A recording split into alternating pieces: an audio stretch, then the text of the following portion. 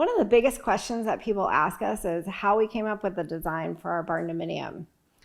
About 2.5 years ago, when we put the property under contract, I looked at a bunch of different barndominiums just by looking at the photos and stuff. But then I went online and I started researching where I could actually buy a barndominium from, or a barndominium plan. And I found a company online that I really liked their designs, and I reached out to them.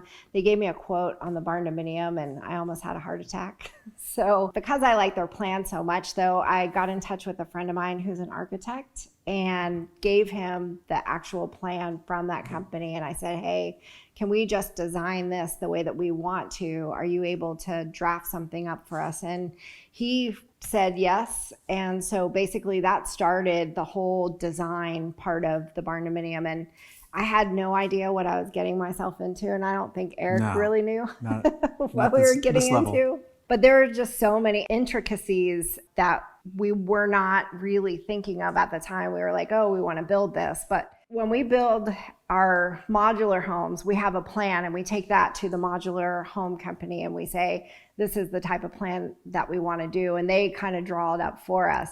In this case, we built this from the ground up, stick build. So there were lots of different elements that we had to think about with doing this rather than somebody actually thinking it through for us. So it took us, 6 months of going back and forth, just coming up with the actual plans themselves. And then after we had kind of the baseline of the plan, we had to take it to an engineer.